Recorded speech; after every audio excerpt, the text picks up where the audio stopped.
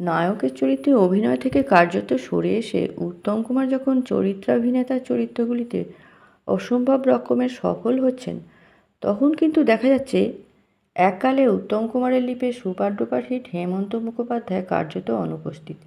সেই জায়গায় উত্তমবাবুর লিপে গাইছেন প্রধানত মান্না দে। একটি দুটি গান কিশোর কুমার বা শ্যামল মিত্র গেয়েছেন। এই পর্যায়টিকে ঘিরে বাংলা বিনোদন জগতে একটা রহস্যের বাতাবরণ আছে। উত্তম কুমারকে কাছ থেকে দেখেছেন এমন অনেক মানুষ হেমন্ত উত্তমের ভেতরের দূরত্বের আসল কারণ জানলেও উত্তমবাবুর প্রতি বিশেষ ধরনের পক্ষপাতিত্বের কারণে মূল বিষয়টি থেকে সরে গিয়ে উত্তম কুমারের পেশাদার দিকটিকেই গুরুত্ব দিয়ে এসেছেন। সম্পর্কের ক্ষেত্রে উত্তম কুমারের সঙ্গে এই দূরত্বের বিষয়টি কিন্তু হেমন্ত মুখোপাধ্যায়কে অত্যন্ত দুঃখ দিল। প্রবল ব্যক্তিত্বের অধিকারী এবং সমসাময়িক শিল্পী অভিনেতাদের পেশাদার জীবনের নিরিখে অসম্ভব বেশি রকমের সমাজমনস্ক হেমন্ত মুখোপাধ্যায় তার স্বভাবসুলভ ব্যক্তিত্ব দিয়েই বিষয়টি সম্পর্কে নীরবতা পালন করে গেছেন।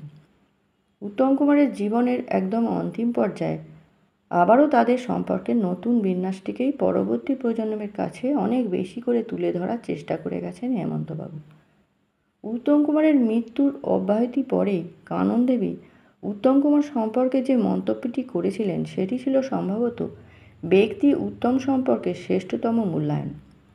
কানন দেবী বলেছিলেন, সবই ছিল উত্তমের, ছিল না কেবল কোনো বন্ধু।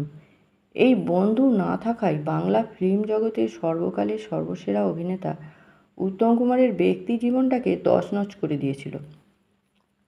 যার জেরে হেমন্ত মুখোপাধ্যায়ের মতো মানুষ, যিনি প্রকৃতপক্ষেই উত্তমবাবুর শুভানুধ্যায়ী ছিলেন, যে মানুষটির ভেতরে কখনো কোনো রকম মেকি স্বভাব ছিল না, শৌখিন মজদুরিজনিত কোনো চারিত্রিক বৈশিষ্ট্য ছিল না,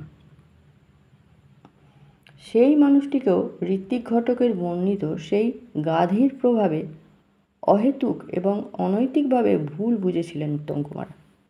নিজের ব্যক্তি জীবন, পারিবারিক জীবন খানিকটা নিজের হাতে এলোমেলো করে উত্তম কুমার হয়তো বা কিছুটা মানসিক পর্যায়ে অসুস্থ হয়ে পড়েছিলেন। সেই অসুস্থতার জেরেই হয়তো ভুল বুঝে বসেছিলেন হেমন্ত মুখোপাধ্যায়কে। আর সেই ভুল বোঝার ক্ষেত্রে এই পর্যায়ে যে সমস্ত মানুষজন উত্তম কুমারের সঙ্গী সাথী ছিল, তারা অনুঘটকের ভূমিকা পালন করেছিল।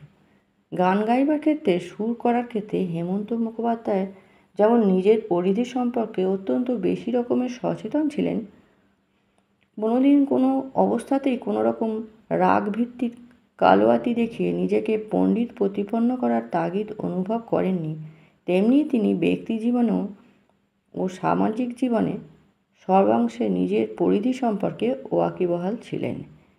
হেমন্ত মুখার্জি পরিমিতিবোধ সম্পর্কে সচেতন ছিলেন। পেশাদার জীবনে পারিপার্শ্বিকতার চাপে শেষ দিন পর্যন্ত কণ্ঠ স্বাদ না দিলেও গান গাইতে বাধ্য হয়েছিলেন পারিবারিক চাপে, কিন্তু ব্যক্তি জীবনে এক মুহূর্তের জন্য নিজের পরিমিতিবোধের বাইরে একটাও পা ফেলেননি।